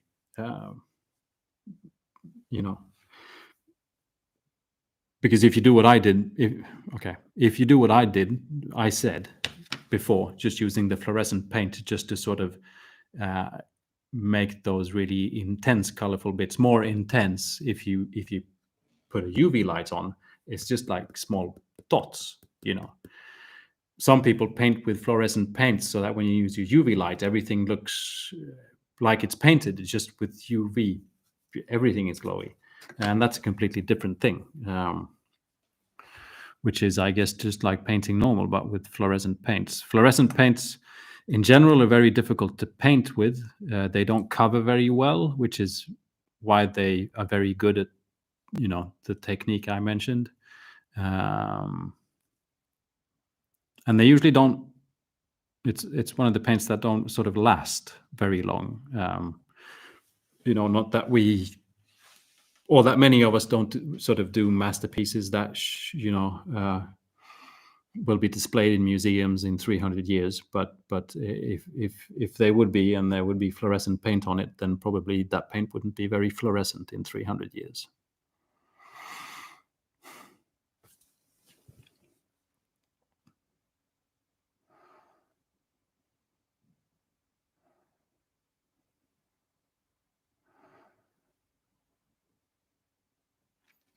John Ashley Smith says, I tried using oils way back in my early teens with historical miniatures, but found it too time consuming.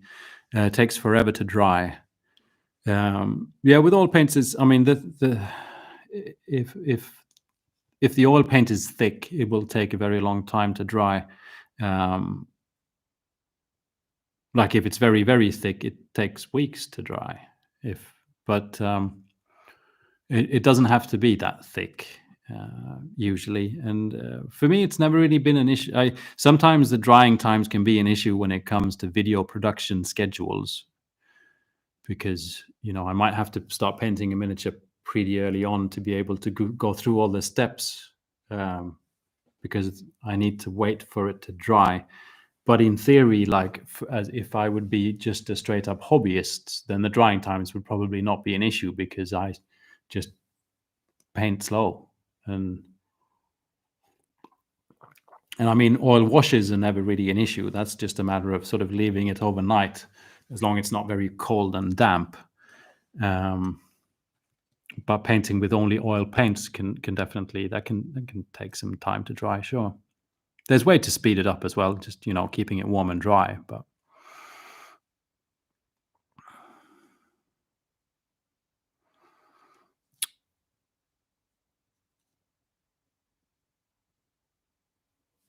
Joe from Seattle, watching and listening while I work and prep some bits for priming. Sounds good. You've really put a bug in my ear on how to make stormcasts into 40k factions so I can use them for Crusade. Sounds like fun. I mean, sure, they're like Space Marines. They're probably larger than Space. No, maybe they're the same size as the modern Space Marines. Yeah, but I mean, they're very similar. And yeah, just looking. Someone earlier mentioned someone mentioned the Treverian's video doing the Mister of Battle, um, and I mean he does some serious, it's not kit bashing anymore. It's like total makeover and then sculpting on top of that. But he used some Stormcast bits uh, in that build, I think. Lord Biscuit the Tossable, welcome. I hope you're well. Um, it's good to see you.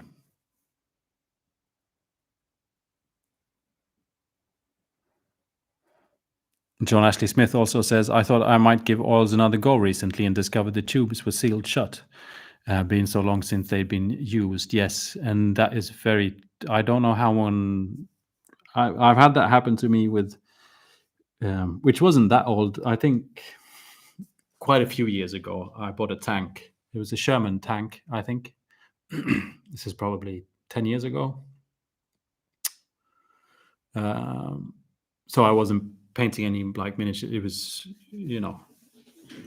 I thought I should paint miniatures was my thought, and I bought a tank, and I think I built it and started painting it. And at that point in time, I bought one bottle of the Abteilung oil paint from AK Interactive, and they actually have something in their oil paint that speeds up the drying process. Um,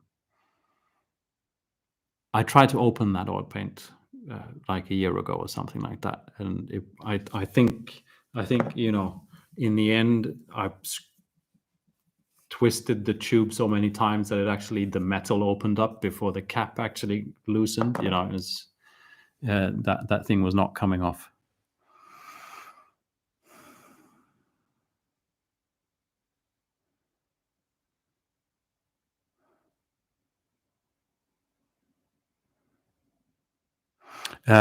Controlled Suckage says it's fun to see you in our store sometimes, Martin, one of the owners of Alpha Spel. I love your store, Martin. It's the best game store I've ever been to.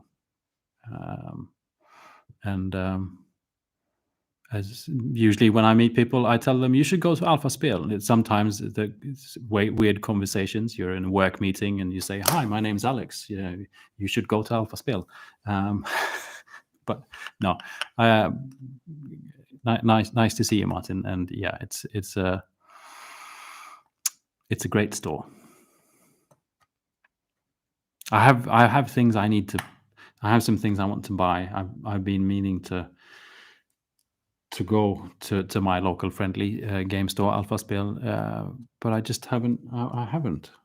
I guess it's not pressing, but yeah.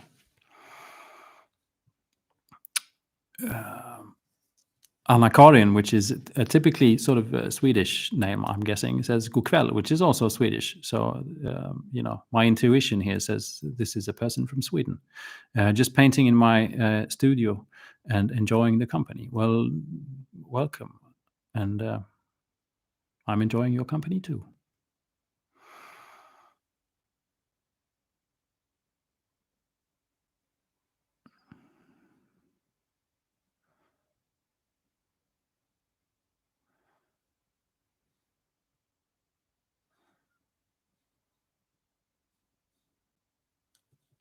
Here's a question from Jamie. Do other people make much effort to hide the joins, etc., on MDF terrain? I have a table of Carnival buildings and to do, and it would be so much extra work, but maybe worth it. So would you mean like in theory there's a join like that, or like a join like that? I mean, I've done if we're talking about extra work, I mean, I've showed this so many times. But I mean, this is one of the things I did with the MDF terrain, and that was I created. This is going to be in a video at some point, I guess. I made this very simple sort of brick structure that I printed out sheets on my MDF printer, and then cut it out to cover the MDF to get sort of a three-dimensional brick structure on the MDF. But I'm guessing, what's this? Oh. You meaning like, yeah, because like in a place like this, there would be a joint, which maybe doesn't look great. In a place like this, there's a joint, but places like this, I would fill with like, I'd draw a line of white glue and brush it out with a brush and water, and that will sort of seal up the joint. Is that what you mean, Jamie? Something like this, I'm probably going to cover with just a sheet of, because this is supposed to be, these holes here, they're supposed to be like air con things, which I don't want, because I want this building to be able to be sort of both a wizard's tower and a futuristic electric power station. So there's holes here because in the original design there's like some kind of things that look like ventilation or power boxes or whatever.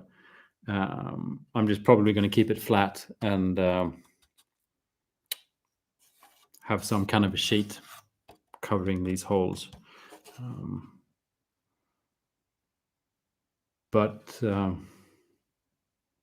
Yeah, my approach with the MDF has been to use white glue and quite a lot of it, so that the excess I brush out with a brush with some water, and that will automatically sort of fill the joint, I guess.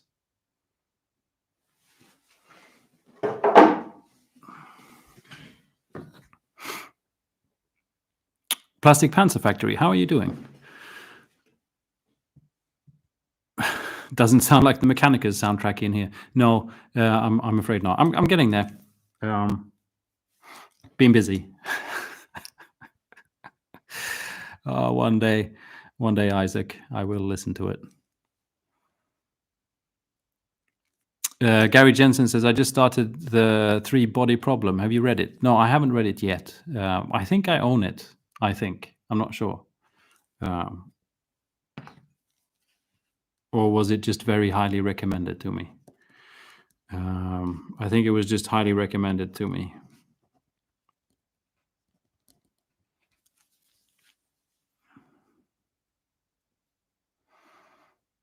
Daniel says, you're definitely jinxing your resin printer now. I know. But I've done it before.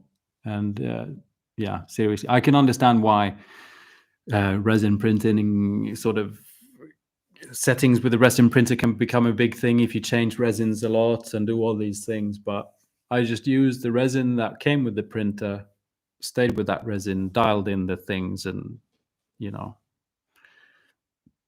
it's like eating bananas for breakfast. Smooth.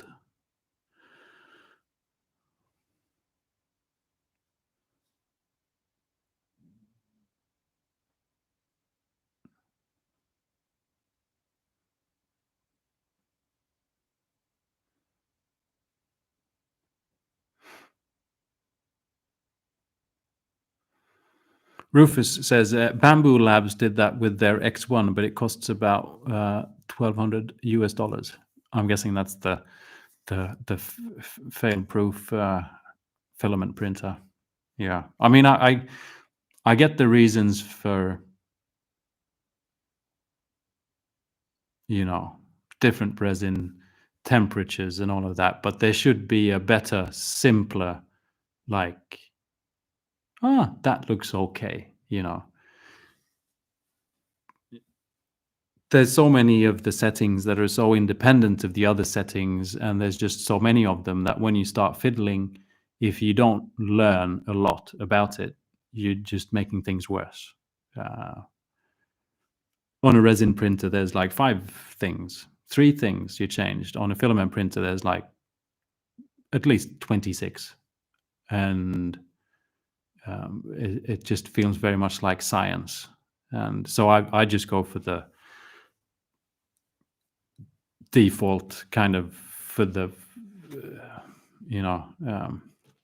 for that printer and just go for it.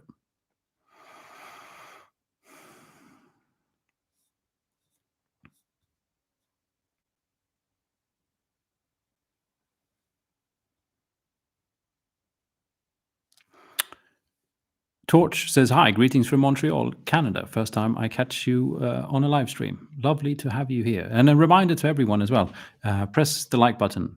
That would be great, because that means more people get to see that this video exists. And I know there's only about 10 minutes left. But for future generations need... No, they don't.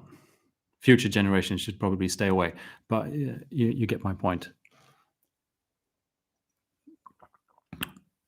And if you want to make sure that I last to be able to create videos for future generations, then please join the Patreon. Or you can do super chat as well, or buy t-shirts. I'm actually buy t-shirts. I'm actually looking into trying to have some different way of doing the merch thing, because it's really simple to use whatever it is, the merch store that I'm using at the moment. It's called Teespring. It's very easy. You just give them a picture and they put it on a t-shirt, and you don't have to see anything. They do everything. They ship it. But things turn out very expensive, and there's not really much coming back. And I had an issue with, I've had a hoodie,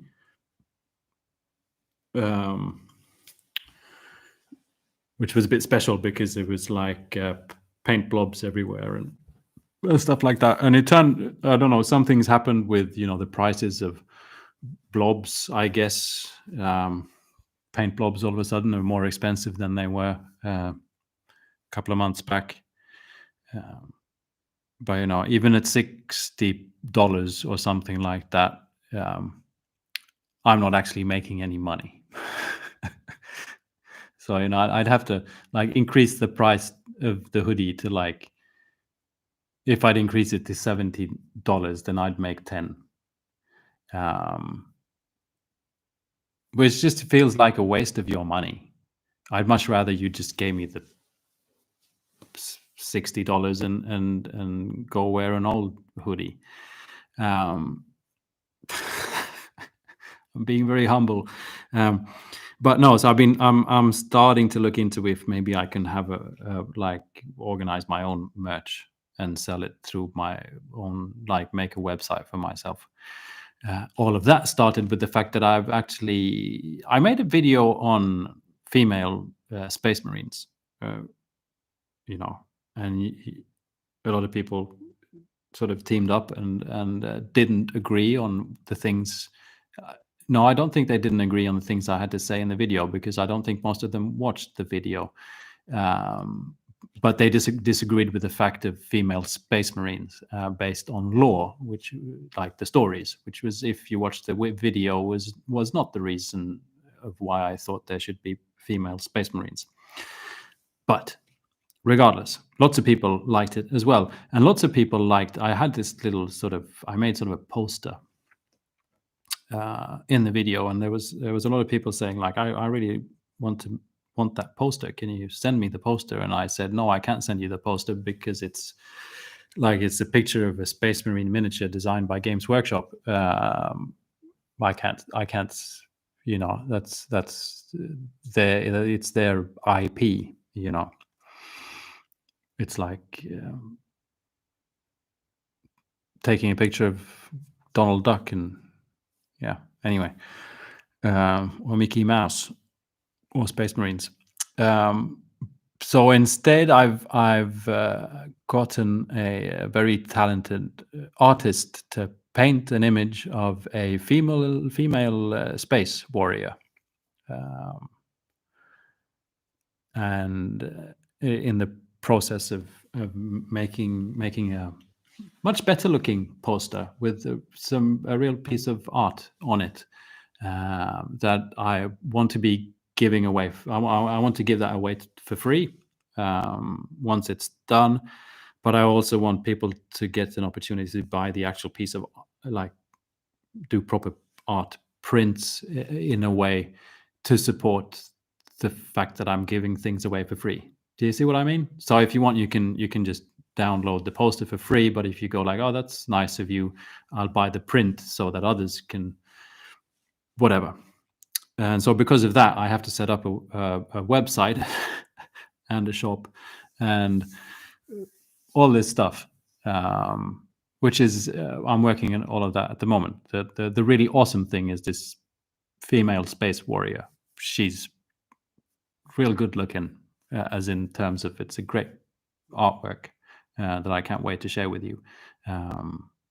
But it's not done yet.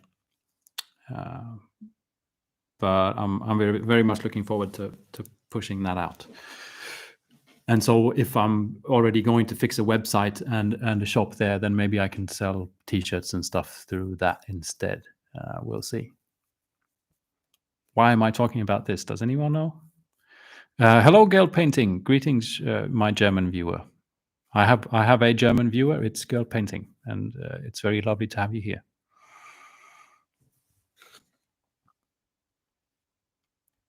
James B says, my hobby goal is to have fun. I think that's probably the best hobby goal one can have.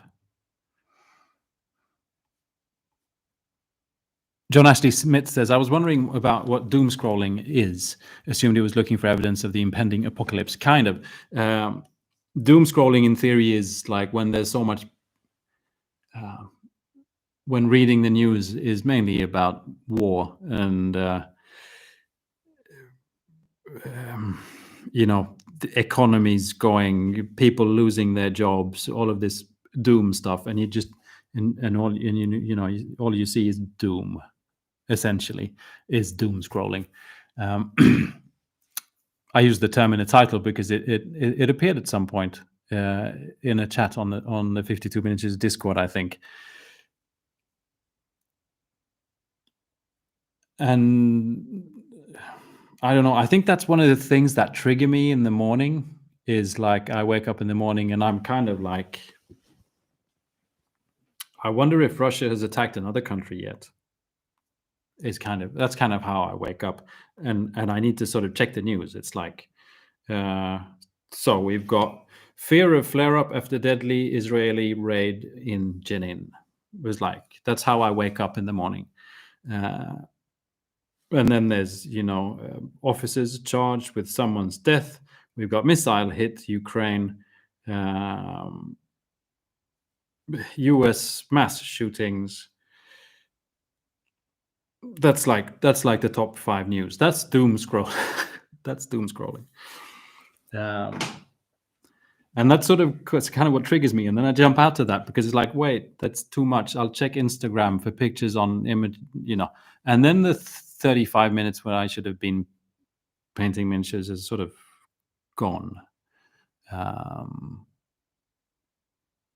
And I kind of wish that I was on a desert island with my paints and no news or internet and just yeah. which is one of the great things about the hobby, because it can take us away from all of that stuff. But I just feel that having these machines, especially the phone, it's like in my kid's school, he's little, but they're not allowed to have phones at school. They leave them in, like, if you come to school, you put your phone in like a big phone tub thing. He doesn't have one, but uh, other kids will do, or have them.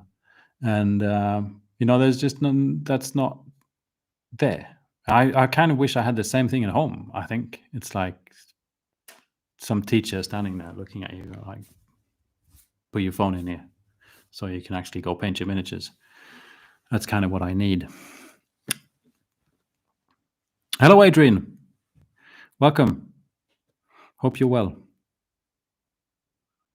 Ulverbyte says, "Is Conquest on your roadmap for 2023?" If I can make it, yes. I definitely want to paint. I got that big. It's down there somewhere. I know you can't see it because it's actually. But there's a big sea fella that I can't remember the name of. A big miniature. I definitely want to paint that just because I think it's a stunning miniature. If I actually have time to get into the game this year, I don't know. I would like to, but I'm not. Regarding the sort of having too many projects going, I'm dead set on finishing the projects that I've got, and then maybe starting one thing at a time, and then you'll see me doing 6 things at the same time. But I can always try.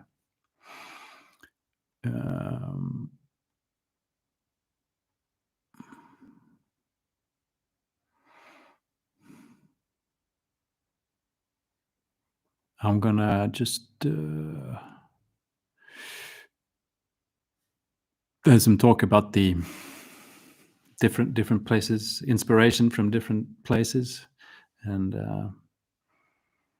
I kind of think it's important. It's the combination of getting stuck in.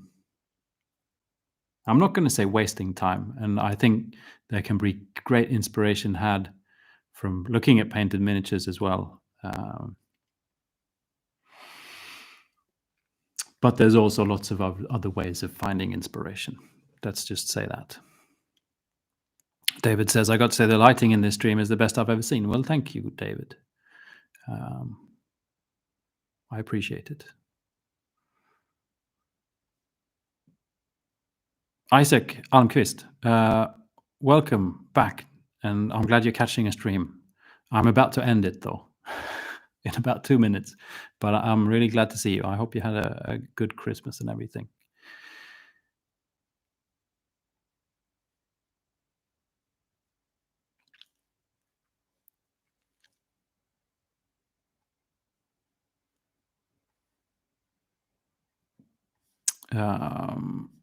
There's a few more Germans. Good. Michael Strange says, "My 52 mug is a fixture on my desk. Merch is good." Yeah. And that's also what I'm thinking about. Like, some things on Teespring is, it's a lot easier. Like, selling a mug and a t-shirt through them is very simple compared to me actually trying to figure out how to get mugs made and not explode in transport, and so it's a bit of a thing that I'm just contemplating stuff.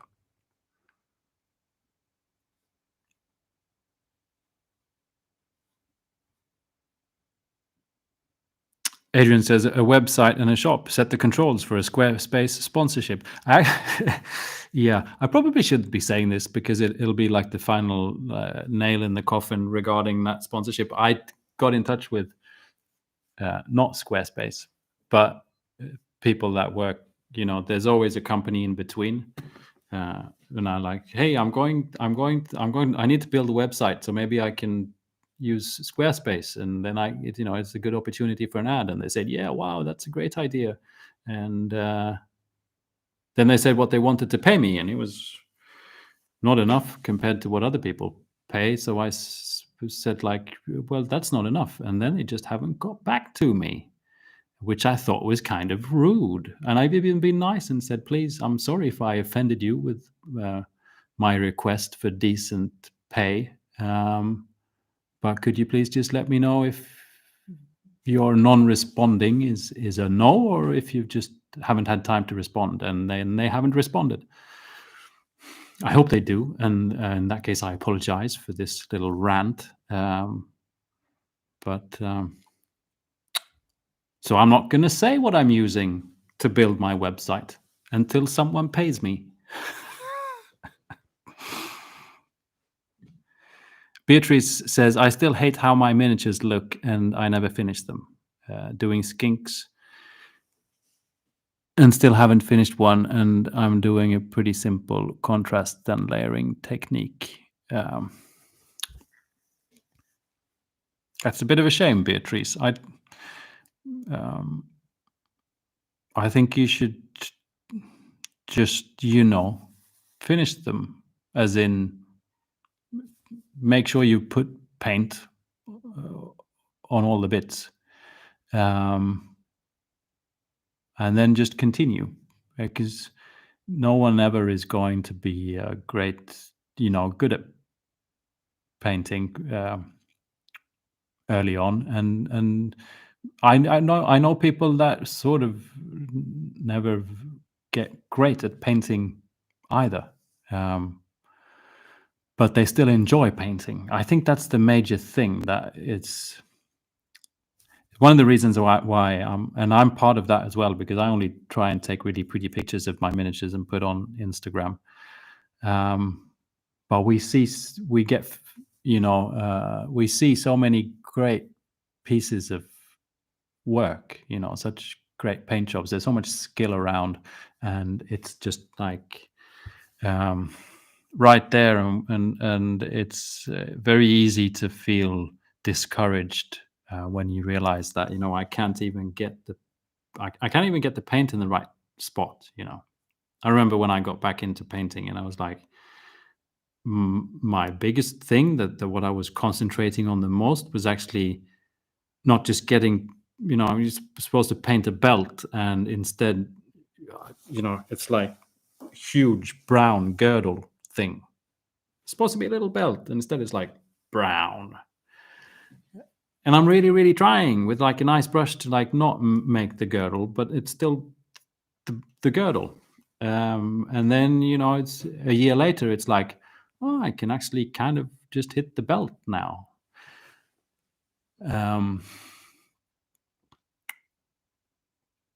And for some, that takes longer. And for some, it takes really, really long. And for some, it's like, 2 weeks later, they're like, this is my golden demon entry. And everyone's a bit different. But I think the most important thing is to, just try and have fun and not compare yourself to too many others. And like,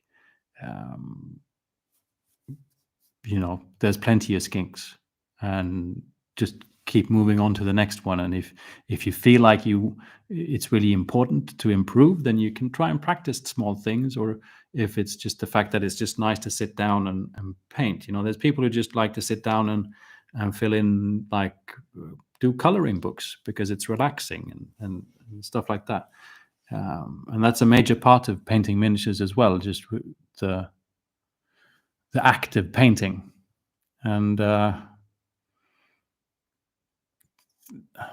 I'm really starting to think that the result is less and less important, which is why I'm probably starting to get more and more bored with great looking paint jobs, even though I strangely enough sort of strive for it myself as well. But I think for me, it's more of a personal challenge in trying to get a little bit better, not because I want to show off, But please, Beatrice, try and have a bit of fun. Okay. With that, I probably should stop talking and go and have dinner. Adrian, what's Wix? Is that another one? Huh. Anyway, I'll let that be the end of today's live stream. Thank you very much for everyone who joined in, and it's always great to be able to catch up with you all. I kind of was set on gluing some MDF together, but I'm also happy that I didn't have the time because there was some great questions and conversations today, and I hope we can do it soon again. I hope the rest of your day or evening or morning is great. Thanks and bye.